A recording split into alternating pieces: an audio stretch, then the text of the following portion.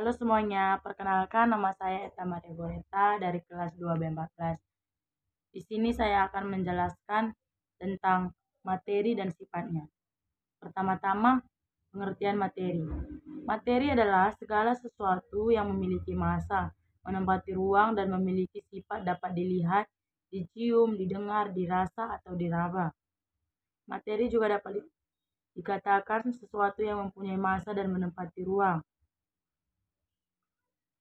Jadi dapat disimpulkan bahwa segala benda yang ada di dalam semesta termasuk kita sendiri merupakan materi.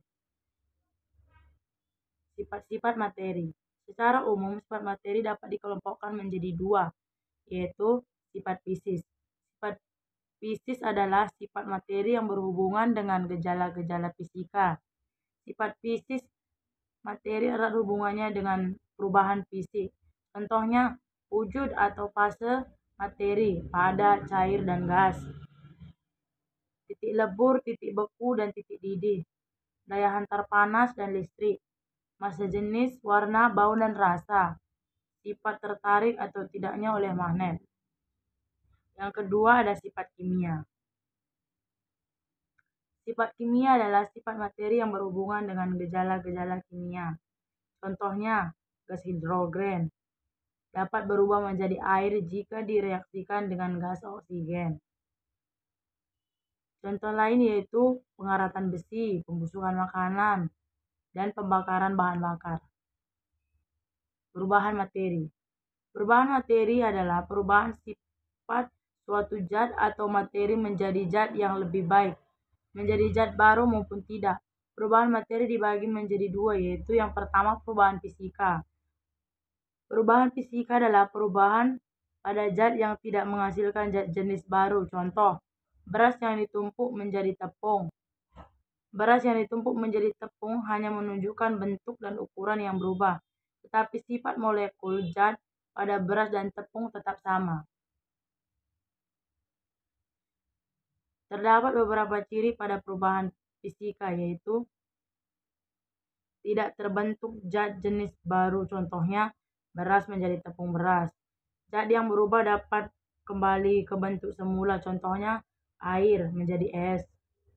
Hanya diikuti perubahan sifat fisika saja. Contohnya, garam yang dilarutkan.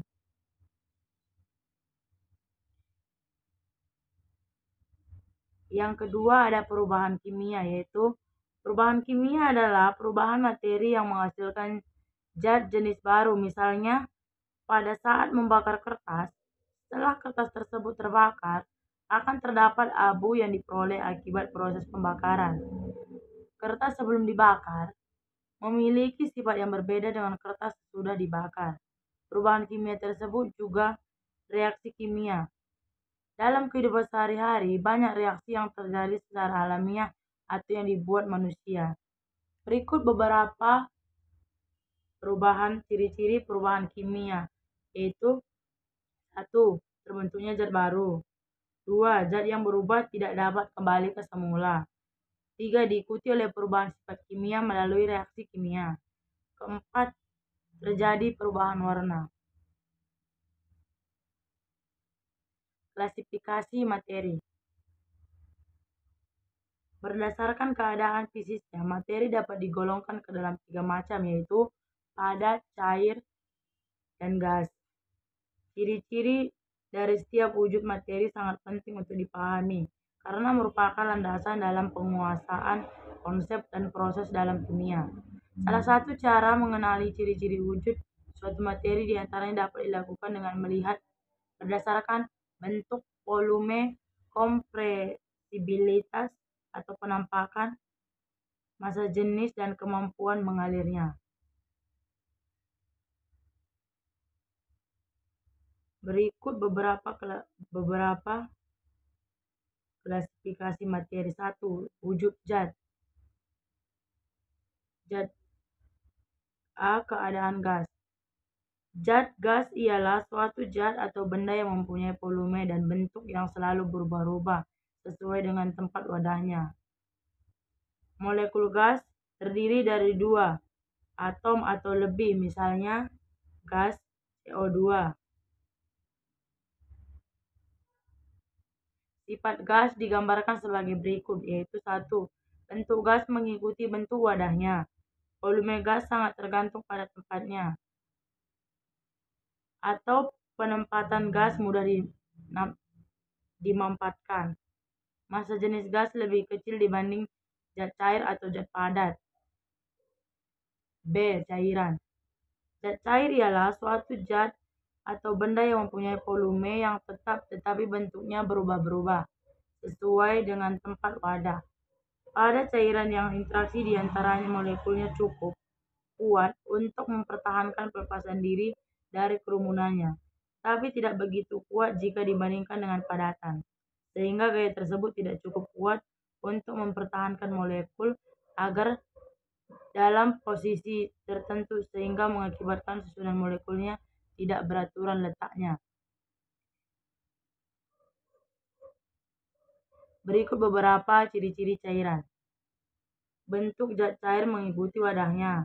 Volume zat cair memiliki volume tetap. Zat cair sulit untuk dimampatkan. Zat cair memiliki massa jenis sedang.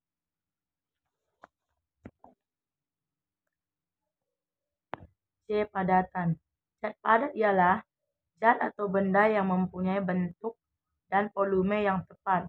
Partikel-partikel penyusunannya tersusun rapat atau berdekatan satu sama lain. Zat padat memiliki gaya tarik-menarik sangat kuat dan tidak bisa bergerak bebas. Berikut beberapa ciri-ciri zat padat. 1. Zat padat mempunyai bentuk tetap. Zat padat mempunyai volume tetap. Zat padat tidak dapat dimampatkan. Zat padat umumnya mempunyai massa jenis yang besar. Contoh zat padat yaitu kelereng, balok kayu, batu, genteng, tembok besi, dan lain sebagainya. Larutan dan kelarutan. 1. Larutan. Larutan merupakan campuran homogen antara dua zat atau lebih yang saling melarutkan masing-masing zat penyusunnya. Tidak dapat dibedakan lagi secara fisik.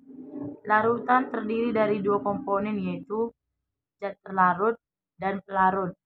Zat dalam larutan yang berada dalam jumlah terbesar berkedudukan sebagai pelarut, sedangkan zat-zat lainnya sebagai zat terlarut. Proses terjadinya suatu larutan dapat mengikuti proses berikut. 1. Zat terlarut bereaksi secara kimia dengan pelarut dan membentuk zat yang baru. Zat terlarut membentuk zat tersolvasi dengan pelarut. Terbentuknya larutan berdasarkan disperse, contoh larutan garam dan gula. Kelarutan. Kelarutan merupakan kemampuan suatu zat terlarut untuk dapat larut dalam sejumlah pelarut pada suhu tertentu. Kelarutan suatu senyawa bergantung pada sifat fisika dan kimia zat terlarut dan pelarut, dan juga tergantung pada faktor temperatur. Contohnya etanol di dalam air. Demikianlah yang dapat saya jelaskan. Sekian dan terima kasih.